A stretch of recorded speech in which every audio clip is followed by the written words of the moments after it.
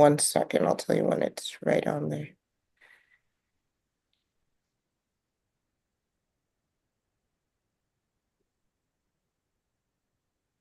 Okay, you are good. Good to go. Hello, everyone, and welcome. I'm Dr. Christine Sawchuk, President and CEO of CBV Institute. It's a pleasure to have you with us, for which I know will be a thoughtful and inspiring conversation today.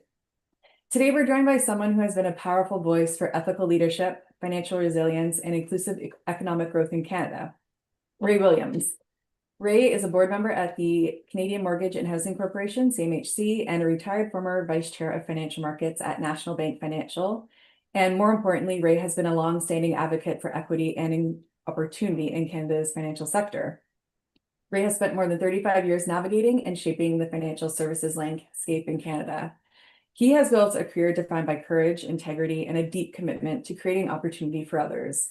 His work with organizations such as the Black Opportunity Fund, of which he is chair and co-founder, speaks volumes about the values that he brings to every role he holds. I'm excited for our conversation today. It will cover 4 themes that I believe matter deeply to Canada's future: inclusive growth, ethical leadership, equity and belonging, and the future of work. And we'll also look at how the financial and valuation professions can contribute to a stronger, more united, and more equitable Canada. Ray, thank you so much for joining us. Good morning, and thank you so much for the invitation. Very happy to be here. Great. So what I'd like to start off with is inclusiveness in the Canadian economy. So I'd like to begin by zooming out to the broader vision for Canada. Prime Minister Carney has communicated some ambitious goals for Canada and for his government, from building a stronger, safer, and more affordable Canada to restoring our relationships globally. So what I would like to know, in your view, how does building a more inclusive workforce and leadership base within companies, in terms of executive management and boards, help us get to where Prime Minister Carney wants us to go as a country? It is an ambitious and transformative agenda. It's a long way to get there because I think you have to look at the wider background to where we are referencing anything to do with inclusiveness. There are still substantial struggles, notwithstanding the fact that there is a desire clearly for change. The reality is, even in that particular desires put out, there are very broad areas where I would say there's blindness. I'll throw a case in point, and I don't wish to start off by throwing negativity because I embrace the notion of, building a stronger Canada, building a more inclusive Canada. I am very supportive of that. But I think when you look back historically, there are mindsets where you are making picks even at a base level, notwithstanding the statements that you're making that are not inclusive. So if you look at, there's an AI task force out there. When I saw it, I sort of laughed. AI is one of those areas where if you happen to be from an underrepresented community, there is so much more bias, which is reflected based on who is managing the AI. And so when I looked at the AI task force that I think it was the Minister Evan Solomon had put together, or that was recommended for him, I assume, there was not one single black face within that group. When I see stuff like that, it concerns me, it worries me, and it saddens me because it says that that degree of blindness to which I reference is still very much in the conversation, or actually not in the conversation, as it were. So, yes, it's great to have all these transformative agendas and ideas, and let's embrace them and let's push them. But we also have to recognize where we are and what are the things that actually get in the way to us achieving some of the goals that we want to see. Exactly. So I suppose a more, tangible plan, boots on the ground to actually get us to where we would like to go as a Yeah, country. absolutely, absolutely. But again, let me stress that I'm very much a believer in what I'm hearing. I think it's the first time in a long time I've heard a bunch of ideas, a bunch of potential policies that Mhm. represent substantial change in Canada. I think it's exciting. I think Mhm. it's exciting for the country as a whole. And my hope is that it does lead to different outcomes than we've seen in the past. Good. Okay. Thank you for your thoughts on that. So what I would like to do now is shift gears a bit into a theme that defines your career, which is ethical leadership. And I know you've spent decades advising and coaching and guiding executives through, high stakes decision in the financial services industry. I could ask you a million questions on this, but I'm trying to limit myself to just a few. So Uh-huh. if you'll have some patience with me. Yeah, no Um, worries. so I think the first thing I'd like to know is you've navigated over 35 years, several decades in the financial services industry, and you've had many roles spanning from corporate banking and risk management and structured finance. And as I just mentioned, I know you coached with and worked with many senior executives. So what I'm really interested in knowing is what core leadership traits have allowed you personally to build longevity and credibility in such a fast-paced and high stakes environment. Yeah, so so one of the things of working in finance, especially in the areas that I worked in, Yeah. was really a reflection of the underlying philosophy of the market, which is that the only constant is change. So volatility is a given, it's there. But when you're looking at core leadership traits, um, I would say one of the most fundamental pieces, at least based on my experience and what I believe in, is that longevity in particular requires some very clear personal ethics. Mhm. Um, I think you have to have a bit of a stewardship mindset.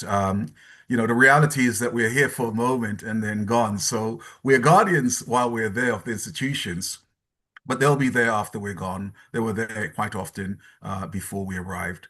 I think the notion of maintaining perspective is also important because you referenced the type of volatility that represents cycles. And I've seen a few of those over the 40 years I was in the market. So I think it's really important to understand that we do go through cycles, Yeah. and that is when you look to history, it has a lot there to guide you.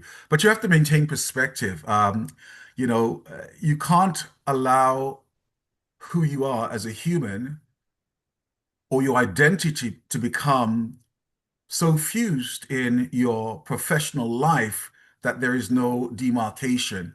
I think the notion of practicing self-care, for instance, has to Mhm. be a really fundamental part of it. I think just before we started this particular dialogue, I was sharing with you my love of cooking. Mhm. And so that was my happy place during the worst of the crises, back in between 2007 and 2011, back in the early mid 90s, 94, 95, 99, 2000, the place I would disappear to would be my happy place. And so Mhm. it's just really important to have that as your offset where you can literally let off steam, excuse the pun, um, but just give yourself that opportunity to step away Yeah. from the weight that you're carrying while you're in the role. It doesn't go away, it will be there waiting for you, but the opportunity to take that break and go into a space where you're extremely happy.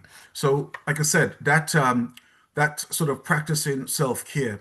The other thing is that it's really important to have uh, your circle, those around you, that your support system, those around you, whether it be family, honest peers. I still have mentors, and I have people, peer group, who look to me as a mentor. And so that's really important. And then just to have like what you might reference as your personal board of directors who are there to ground you, the people in your life that you trust, you know, that's super important. And to me, those are all sort of components of what represents, I guess, some kind of long-term stay within the space that reflects, your core leadership traits. Working within that space, I mean, it's challenging, right? Yeah. Because it involves so many stakeholders. At the end of the day, when you're working for a bank, the reality is you're looking to drive profitability for the organization. And that's just the nature of what it is. In the same way, if you're working in a bakery, you're looking to make really good bread. Yeah. But the reality is that you have a variety of stakeholders. You have obviously the employees, Then you have, the investors, in terms of shareholders looking for the returns. You've got the regulators looking at you to ensure there's stability. You've got government helping the regulators establish rules. Then you've got a whole bunch of other things. More recently, there has been a clear understanding that based on where you spend, how you're spending, where you're investing, it has an impact on climate. So we've seen how that conversation has progressed. We've seen aspects of an understanding when it comes to reconciliation with indigenous communities and what needs to be done there from that perspective. And likewise for Black communities and other underserved communities. So all of those things sort of come into play in this fast-paced setting. The other thing that you have to remember is that it also represents and reflects the fact that you're always looking at daily markets, you're looking at quarterly earnings, you're looking at the instant news bombs that changes the market in a moment. But I would say Canadian financial executives that have longevity, I think they take focus on not engaging in short-termism. Right. There's a better plan because they understand the cycles are going to be there. That I think part of it is if you've led through a couple of cycles, it sets you up quite nicely for what you can anticipate and Right. how you start looking ahead and how you start planning. So all of those things, I believe, come into play for anyone that might be deemed a long tenured executive. And I would actually reference my CEO. I've had two CEOs while working at National Bank over the last 20 years. The first one being Louis Vachon. Mhm. And Louis Vachon took the reins in 2007, poor thing. And so it was baptism by fire for him, you Right. know. But he was actually asked to stay on longer than his 10-year tenure, which is pretty standard for Canadian bank CEOs. So he should have been gone by 2017. But the nature of the market and things going on, the board asked him to stay another 3, 4 years to craft the path for the current CEO, Laurent Ferrara. And so I think that speaks volumes about the nature of who this man was.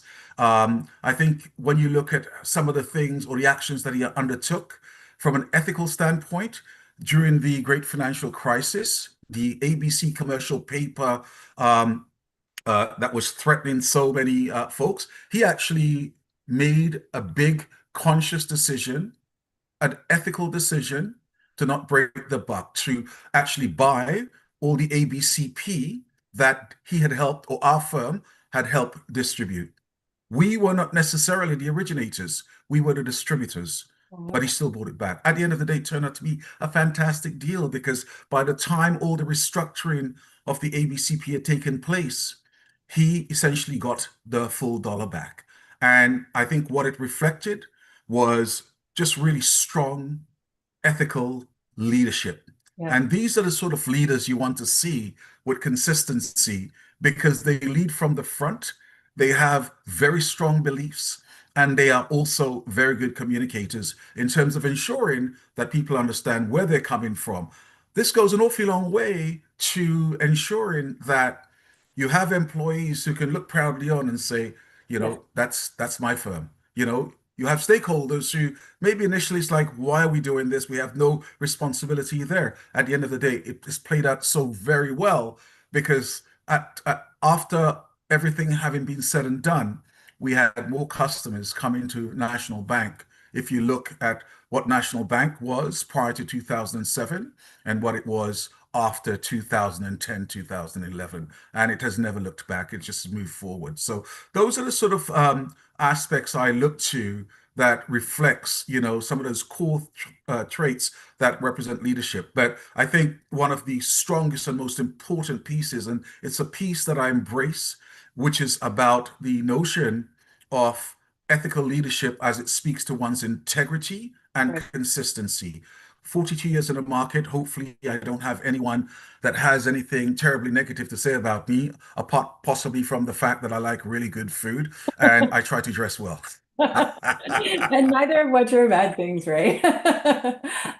So that's interesting. I think there's a couple of things that I've picked out there, and one of the common threads I'm identifying in what you're saying is don't forget who you are as a human, and Correct. surround yourself with people who know who you are as a human and support that. So that's a really interesting concept to think about. And I think, you know, I'm optimistic when I see the types of behaviors and mindsets that younger generations have, because I think that, you know, younger generations have a really strong foundation and knowledge of who they are, and they're really holding on to that as they progress through their careers. So that does make me very optimistic. And I think the other thing I was hearing in what you were saying is make sure, you know, you're walking the walk and talking the talk, and then the buying, the support of employees and stakeholders and other parties will follow when they see that you are being, you know, that genuine person.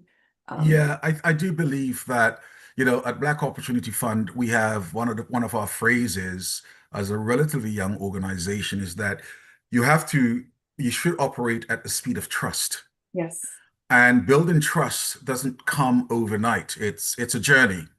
But it's the consistency with which you communicate and what it is that you convey, how you convey it, irrespective. And to your point, you know, you have to walk the talk and you have to do it consistently. exactly. And so I think my next question is a bit of a follow-up. I think you've already answered it, but I want to open the door to see if there's anything else, you know, you have to add.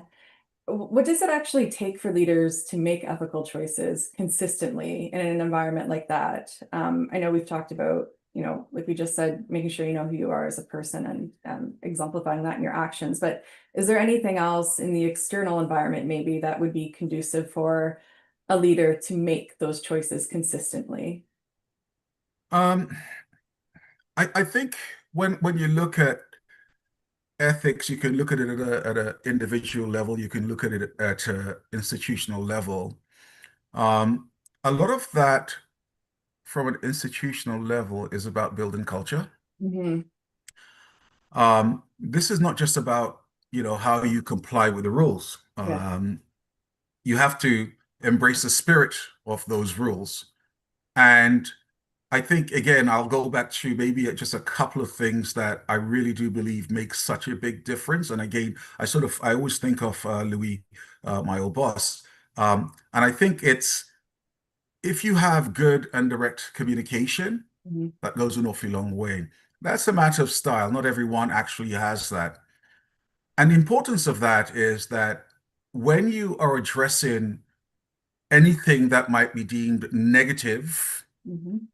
or negatively impacting the organization, scandal or question marks, when you do it that way rather than through big PR pieces, it makes a statement, right? It creates distinction. And I think that's really, really important. And again, like I said, you know, how Louis undertook managing the organization from 2007 really speaks so much to that. Um, I do believe that there are any number of areas where, you know, you can see that. And I think data privacy, for instance, you Mhm. know, we've had various situations where you've had breaches taking place. And I think, again, how you respond to something as simple as that will actually showcase very clearly what leadership really looks like. Great. I think the executives that are remembered positively really are those who make hard ethical calls Mhm. that might cost them short term, Mhm. but on a long-term basis, you know, end up being very right. And, you know, unfortunately, as I've referenced previously, the fact that quarterly results and, you know, returns end up being primary drivers sometimes means it's even more difficult to take that positioning. But I think ethical leaders and those that reflect those particular core leadership traits will show up in that space. Okay. Thank you. So we just talked about, you know, your perspective on leadership management perspective, and I'd like to shift a little bit to more of a corporate governance perspective. You've served on a number of boards over the years. Yeah. And when I think about corporate governance, I really think about a board member's fiduciary duty to the organization that they serve. And you use the word guardian, which is a great term for this topic. So what I'm curious to know is, do you think the integration of ethical considerations into strategic decisions is consistent with fiduciary duty? And if so, which I'm assuming you do believe that, if so, how can boards and financial leaders better integrate ethical considerations into their strategic decisions and ensure that they're getting, buy-in for those ethical considerations at the levels where it matters most? Yeah, that's an interesting one. I think, again, when I look at it from the perspective of financial institutions, Mm. I think that there almost needs to be a willingness Yes. to sacrifice short-term profit if you're undertaking something of this nature, i.e., integrating ethics into your strategic decision making. Look, every single firm, financial or otherwise, has a code of ethics. It has value statements. A lot of the time, to be quite frank, they're meaningless Performative. unless actually embedded in that decision making, Yes. right? You need that.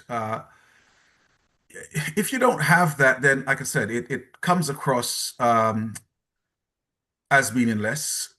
So I think when you look at some of the organizations that, very prominent in their ethics, the code of ethics, etc., quite often those are the ones that end up having some of the biggest scandals, right? And so it's unfortunate.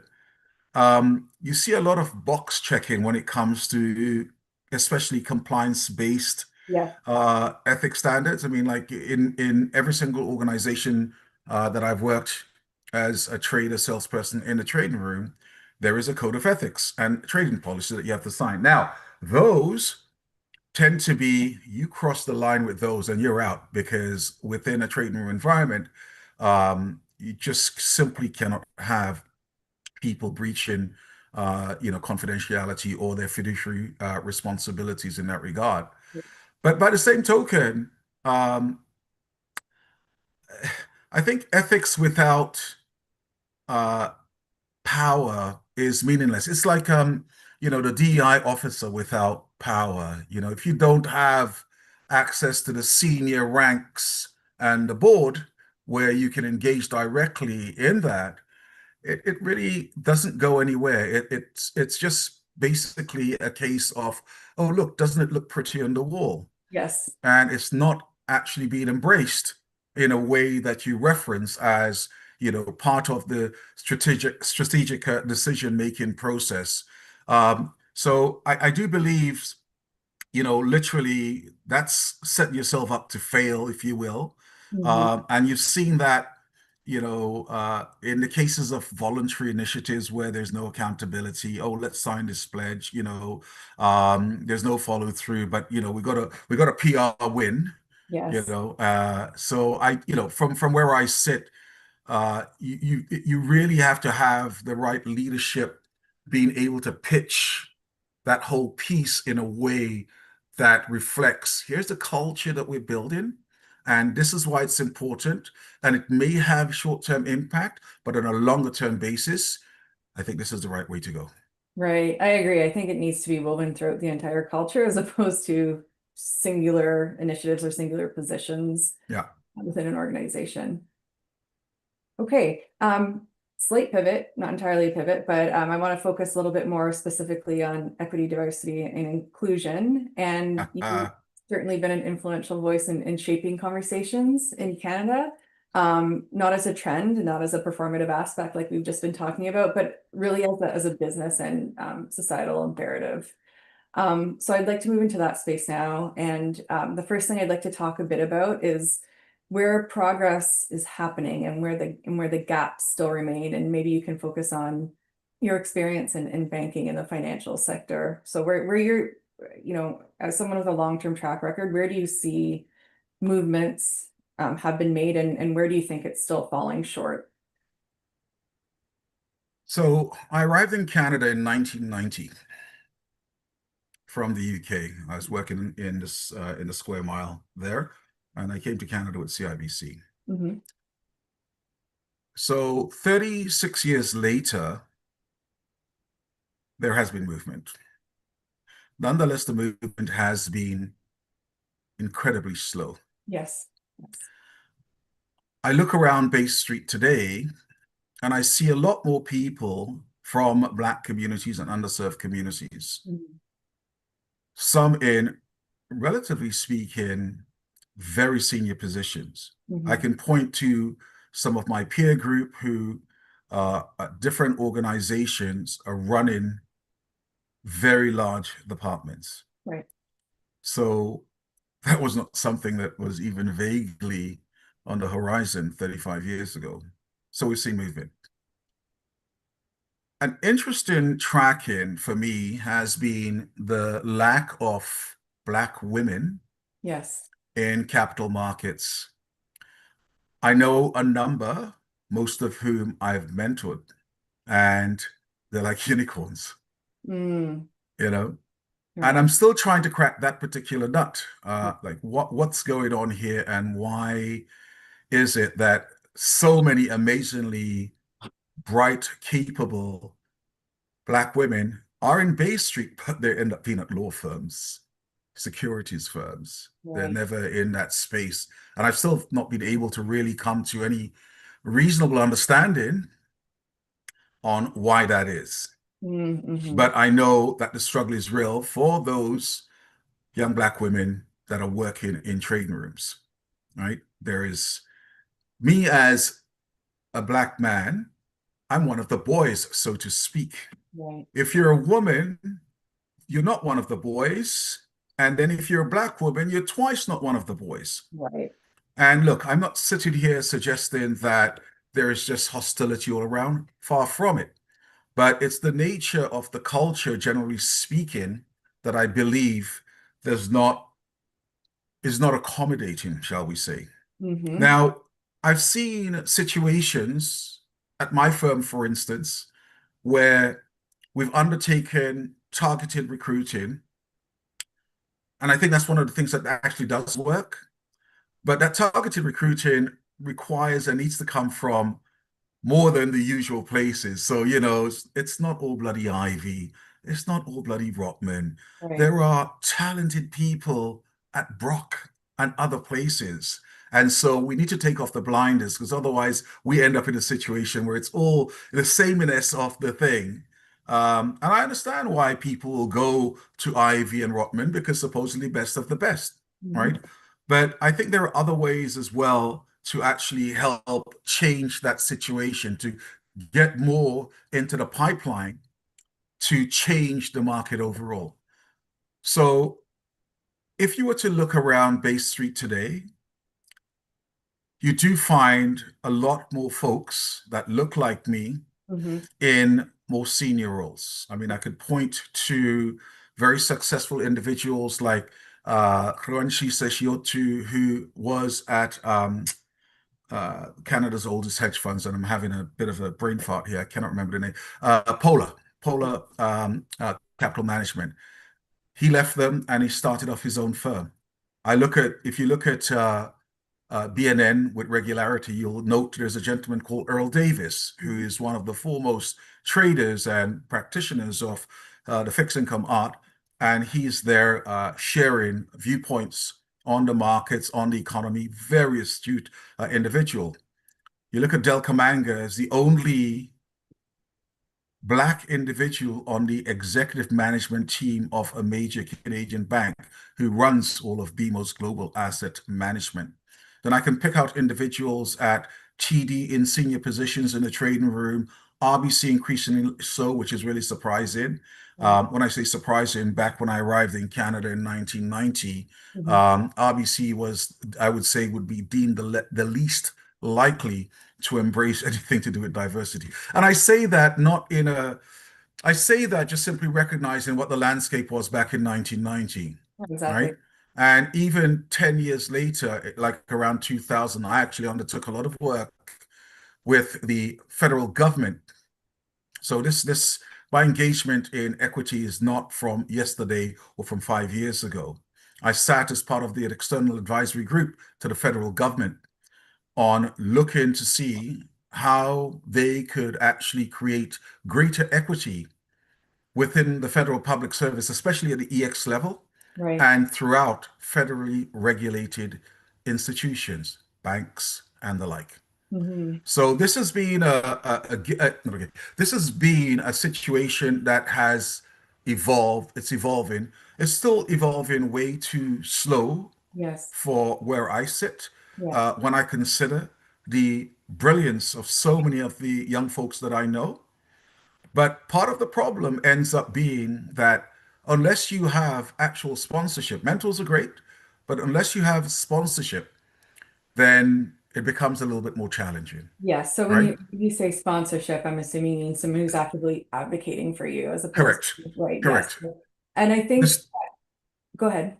yeah, the story goes, which I absolutely know to be true because I happen to have been one of those sponsors where you're speaking someone's name who is not in the room and is not even aware Yes. of that. And that makes an awfully large difference, right? Yeah. So, mentorship's great. Getting a sponsor is even better. Yes.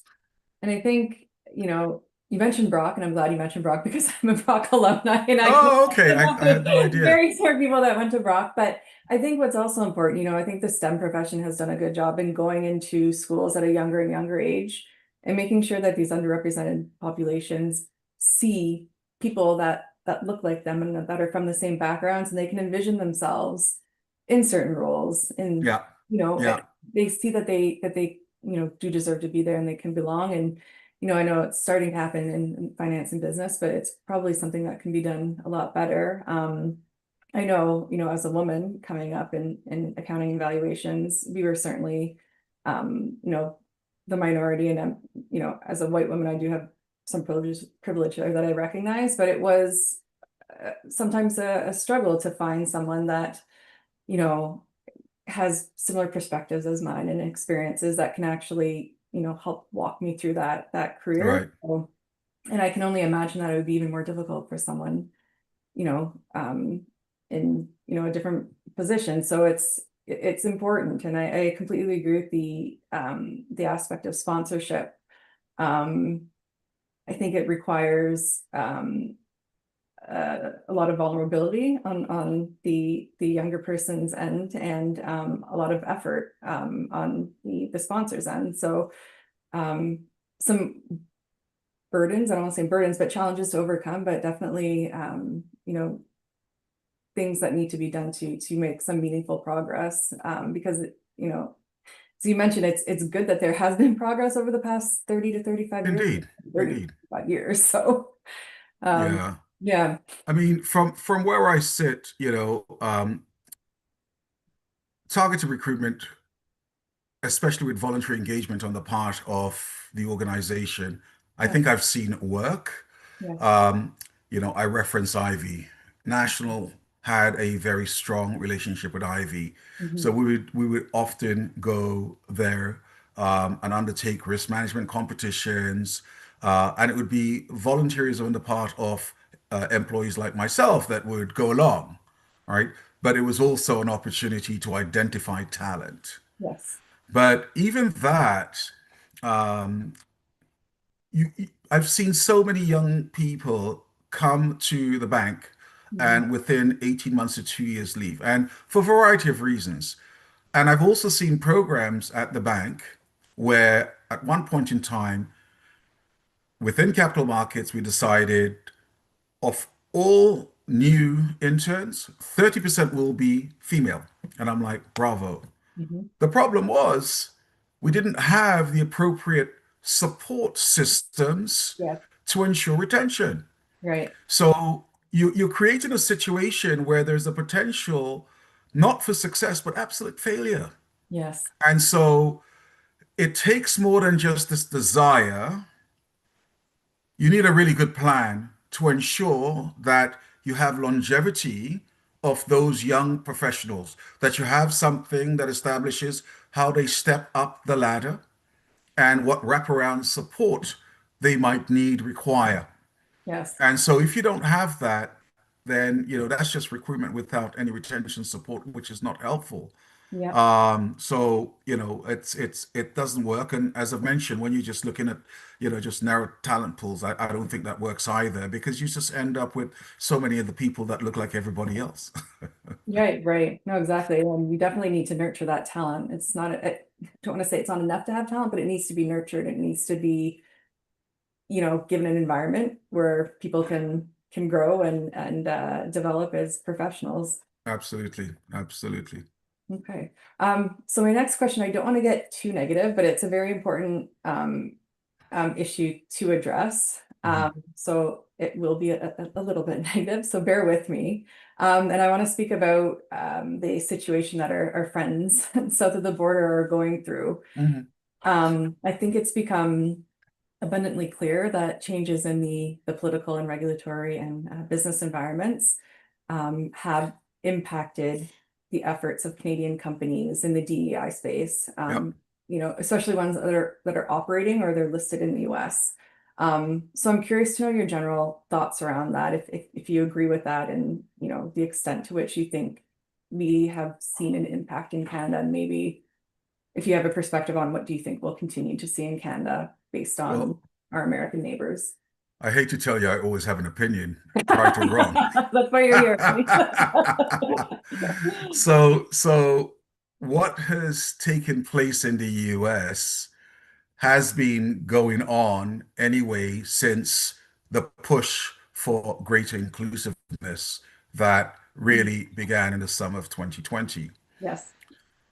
The difference is that with the new administration is it's been provided with full permission to go full steam ahead. Yes. Actually, more than that, it's been supported Yes. as we've seen. It would be foolish for us to think because we're north of the border that it's not happening here. It is. And as is often is the case in a Canadian style, it is done quite gently, quietly, but it is happening. Bigger examples would have been what took place with McCarthy's. Was it last year? Earlier this year? It was probably last year, I do believe. A super successful program providing access to, underserved communities Mhm. for young folks to get into the lawyer's space. The Mhm. program was successful. It's kind of ironic that the inverted quotes brown CEO was the one that said, "Oh, we need to put a hold on this." I mean, the bottom line is the program stopping. And it goes to your point. Those organizations that are cross-border have to be very wary. But again, this is where you need bold leadership. This is where, you need bravery on the part of an organization. This is where you also have to start looking at the business case for why diversity. And it's unfortunate because there's a lot of diversity fatigue out there. And I truly understand it.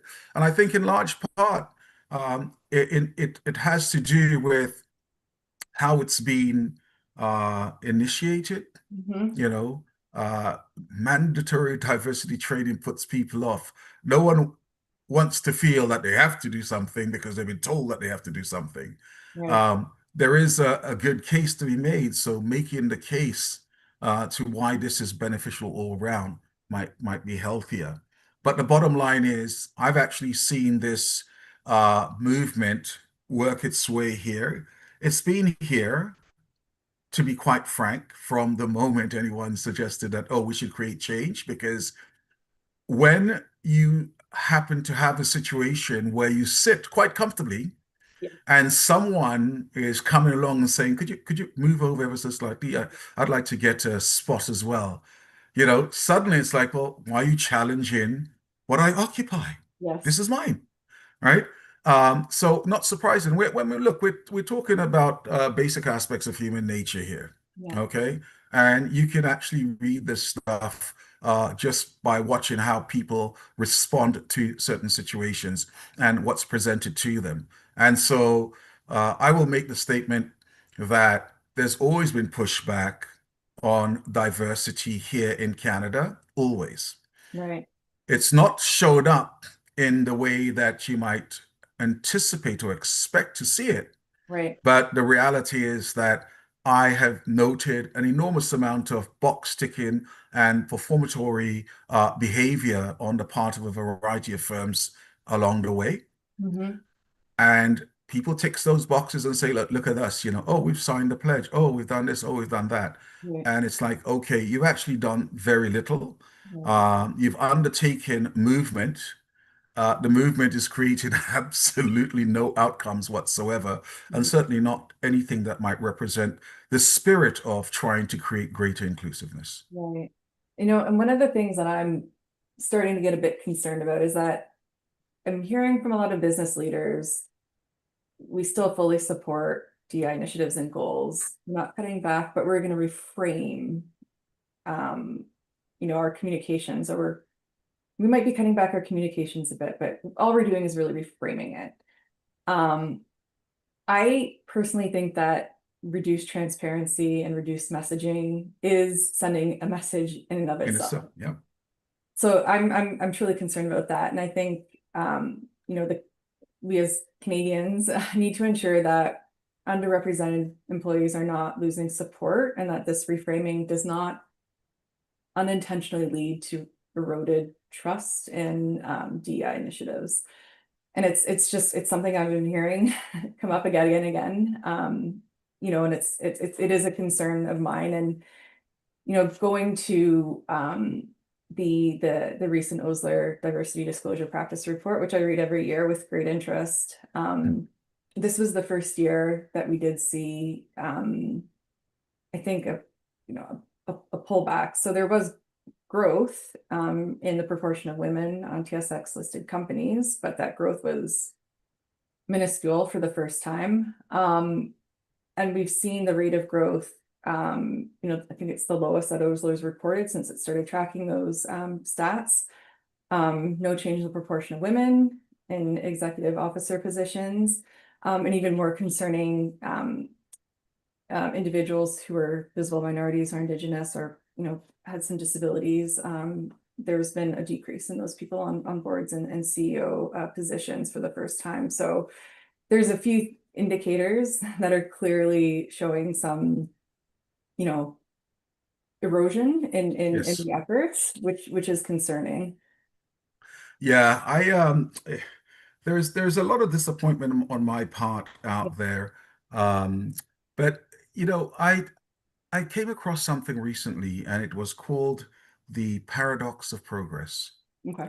Um, as I dug into it a little bit more, there was a bit of a takeaway that I had, which was that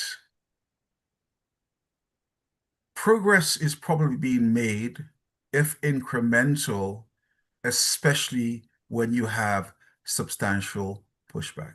It's because there is progress taking place. Right. It was the example they provided was, taking a mound of sand and moving it from one place to the other. Mm-hmm. One grain at a time. You can't necessarily see exactly when it is that that moment of moving that sand from one place to the other has created the true change. It's happening nonetheless. So I took some sort of embrace from that.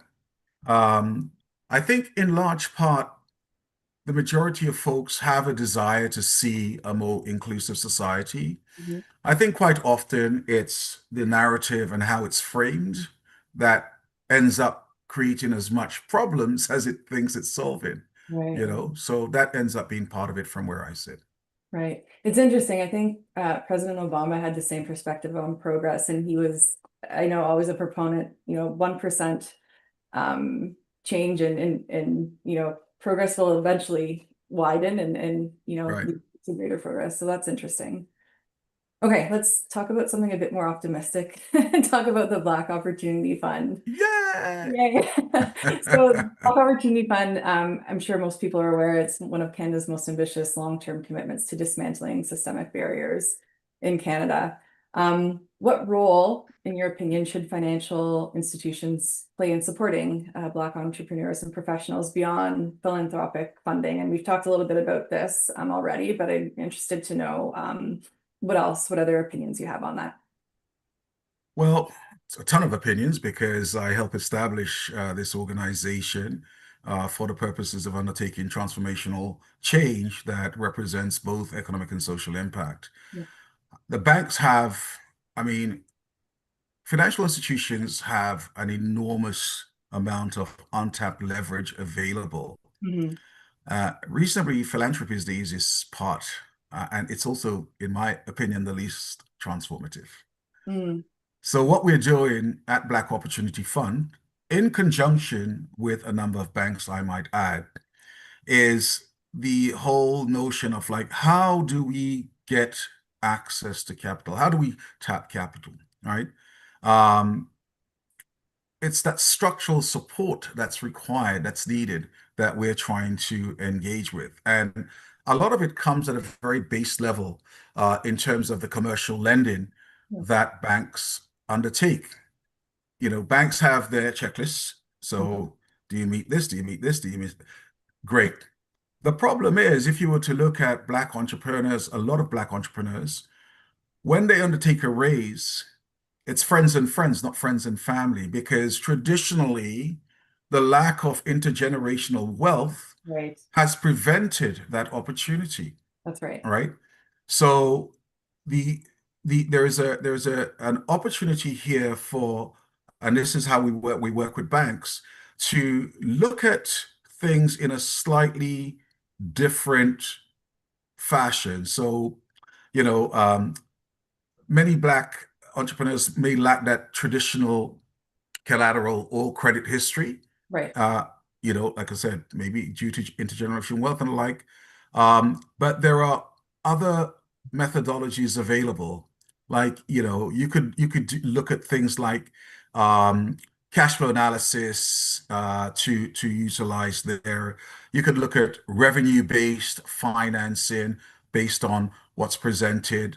You could look at lower collateral requirements.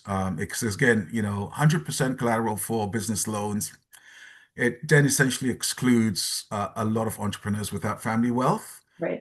So those are just some of the things. And there are ways to undertake this um, with sort of different underwriting criteria. So I will tell you, I was part of the negotiations on the bank side with the federal government a few years ago when they were trying to establish the Black Entrepreneur Loan Fund. Right. I'm not a commercial lender, I'm a capital market specialist, but because I was asked by my CEO, I represented National Bank around the table. Mhm. And it was very interesting to see and hear from all these other commercial lenders because they knew all the loan terminology and all that good stuff and sitting there. And I'm just trying to use common sense around here's what they ordinarily would do versus look, this is what you can do. And Mhm. some of that was let's revise some of the underwriting criteria. Right. We're not necessarily talking about lower standards, we're talking about different standards. Right. You know, what should a debt service ratio look like? You know, can we adjust that? What are the things that we can do that would actually allow for greater access? Because at the end of the day, if you're able to help create a successful business person, that's banking right away with a customer that's growing. Exactly. That's actually also if you are able to help create a successful entrepreneur. Mhm. You are potentially helping to create jobs. Right. You're helping increase GDP. So this is potentially, you know, an opportunity to have all boats rising at the same time. But there are so many different ways that, you know, we can look at this thing. Um, it's it's a struggle some days because I look at simple things when I look south of the border, and maybe not an appropriate comparison, but nonetheless, within the Canadian banking system, there is not one Black investment dealer or investment bank, Wow. right? There isn't. And I know enough really capable Black capital market professionals Yeah. that could easily start one, Right. right? And all it would require is a little funding from those same major banks. Mhm. Um, the federal government has the opportunity to also help, because if you look at all the major banks, and we're just talking banks now, financial Right. institutions, every single one of them has a procurement policy. Mm-hmm. What, if anything, in those procurement policies says we need diversity suppliers as well, right? Mm-hmm. Think about how that could help Black businesses. And again, we're talking the more businesses that you have, and we know SMEs are the ones that drive the economy. Yes. So that's a win-win-win. It's a win all around. And yet, we struggle to get that engagement around how that should look and what that should look like, you Right. know. But I will say this, at Black Opportunity Fund, we have chosen to undertake a very different approach. Our approach is one where we believe we need to build sustainability as a charity, and we're doing that through an arm's length entity called BOF Capital Mm-hmm. that is raising a growth equity growth fund and also establishing a housing fund. Okay. And so we're going about this differently because we too, like the government of Canada, have transformational ideas about what the bill should look like. And banks have a substantial part to play in this. And so we continue to work with them. Away from just the BOF Capital, we've been working with probably 4 of the 6 major banks to help direct and rehabilitate, or at least provide the appropriate wraparound services for entrepreneurs who may have that great idea but haven't really established, here's my numbered company, here's my cash flow forecast. So we're working with them to ensure that when they're ready to go for that loan at one of the banks, they're well prepared, they're well rehearsed, they understand what the requirements will be, and so on and so forth. So yes, the banks, there's so much that they can do in that area, that we are going to continue to be dependent on how they choose to show up in that space to support some of the things that we're doing. That's fantastic. Those are amazing initiatives that you're taking there. And it's certainly obviously well needed and well deserved. So thank you for that, your work in that space. Thank you. So I want to look at or address, I think, the needs of our younger generations now, to finish off our discussion. I only have you for a few more minutes. The time's flown by. So at CBV Institute, we're working hard to diversify the pipeline of professionals entering the valuation space, because I truly feel that as our profession gets more diverse, it gets more creative, it gets more innovative, and as you said, it's a rising tide for everyone. It was good for us to see. We issued our first our member diversity survey a few years ago, and it was really interesting to see that as you get younger in the profession, the diversity just increases exponentially. So that was really, really awesome to see. So I'm curious to know, from your perspective, what do you think works and what doesn't work in attracting younger professionals from underrepresented communities to finance and business? So it's kind of interesting because we've kind of touched on this in one of the previous questions. And so what hasn't worked was something I referenced earlier on, and that was when you recruit, but you don't have a retention policy or retention support. You don't have the environment Um, to foster right, that. right. So, at that point in time, you might be looking to include diverse individuals, um, but it won't guarantee, excuse me, their long-term success. Mhm. So, clearly you need to understand that part. Um, what hasn't worked is going after narrow talent pools. Mhm. I referenced this earlier on. Everyone's rushing to Rutman, and everyone's rushing to Schulich, and everyone's rushing to, here are 3 schools. My God, Canada's got so many universities just in Ontario alone. There's talent everywhere. Yeah. Because all you're doing with when you go after that narrow pool is, you're perpetuating homogeneity, right? At least that's what I've observed. Yeah. And the reason why I brought up Brock earlier on, by the way, is that we got this young chap from Brock, and he's ended up being an absolute bloody superstar, Oh, great. right? Absolutely. So it just, again, it goes to show there is talent everywhere. It's a case of what you're looking at away from the normal. So what possibly works is that um, you can do targeted recruitment. Mhm. And again, I reference this. And I think when you have managers willingly participating, what ends up happening, it comes with a bit of a positive message because now those young people have the opportunity to ask direct questions of someone absolutely in the business. Right. Um, and so those campus visits can become actually really very, very valuable from a bunch of different places. The other piece that I think is really important is the notion of mentorship and professional associations. Right. So just very quickly, I will tell you, um, when I arrived in Canada in 1990 and I looked around, it's like few and far between that looked like me in Bay Street. I Mhm. worked in a CIBC trading room. There were five of us in a room of maybe 300. Okay. Um, when you looked at the back office or the middle office, you saw a ton of people that looked from, the United Nations, as it were. In 1996, a gentleman called Paget Warner started something called the National Association of Urban Bankers. Mhm. And so it was an opportunity to bring a professional trade organization of black bankers and any banker who supported what it was we were undertaking. So we also had white members.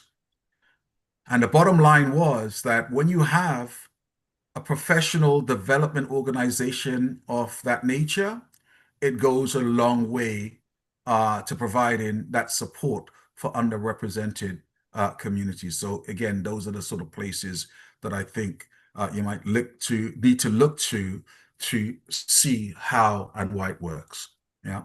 So those are just a few sort of like perspectives on what doesn't work and what I think I've observed working. Very helpful, very valuable. I'm going to sneak one more question in today. Sure. Um, so I think what I'm interested in hearing about from you, as our last question, we are in a profession, banking and finance. The skills required to be successful are constantly shifting. The profession is evolving. I think the next generation is entering a world where they feel that there's a lot of uncertainty, a lot of opportunity, but certainly a lot of uncertainty, Mhm. as they grow up. So I think what I'd like to know is from your vantage point, if you had to advise the next generation as to a toolbox, skill sets that you think will define what they need to be successful, what do you think those skill sets would be? So I'm going to speak from my personal lived experience. Mm. I think one of the things that allowed me to have what might be considered a successful career in financial services was the ability to adapt, adaptive expertise. So by that, and by way of example, I worked in foreign exchange. I worked in money markets. I worked in commodities. I worked in equities. I worked in housing as the last piece, and I undertook derivatives in every single one of those. Um, and that adaptive expertise meant that I wasn't in just one narrow domain. Um, so that capacity to learn quickly across adjacent fields, all in financial markets, and integrate that knowledge, I think put me in a place that from the multiple disciplines meant that whatever I had did not depreciate as quickly. Mhm. Another piece is human connection skills. I'm very much a relationship person. And so technology, and I'm going to come to technology in a minute, so much is becoming, I would say, technology focused or mediated by technology. Yeah. it's very easy to fall away from the ability to build what might be deemed genuine rapport. Yep. So, we see a lot of young folks even in the same room texting each other, Yep. right? Yeah, I know, I'm sure that's not true of all the young people getting together, but I think the human connection and developing skill in that space is super important because you need to be the type of person that can read emotional context, right? That's super important just by looking at someone and seeing what their reaction is to something, right? It allows you to become a little bit more empathic, if you will. And it's not necessarily what you think of when you think of like someone from a trading room environment. But guess what? The nature of crowds and the nature of individuals is what drives a lot of that. The last piece I'll quickly go to is we live in an age of technology. That is only going to become even more so. So, you need some degree of technological fluency in a whole bunch of spaces. I'm an old guy and I still have to get engaged with a whole bunch of things in this space just to keep abreast because I'm a lifelong learner. All right. So I think understanding AI and the digital tools well enough to use them in an effective fashion will be a super, super important thing. And going back to the human connection, I'd also say how you communicate, your communication skills, transparent communication, being able to explain complex ideas, and help others understand not just the conclusion, but the reason associated to how you got to that conclusion.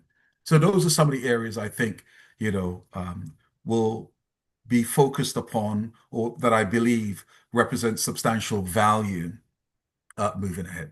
Completely agree. Completely agree. That's great advice. If you'll indulge us, we do have a few questions that came in. Sure, sure. Um, and there's a few that seem similar. So I'm going to try to amalgamate a few. Yes. So one of the themes that I'm seeing in these questions, Edie and I has been focused on race and gender, and that has led to pushback. This is coming from the question Oscars. Should we consider putting more emphasis on economic demographics?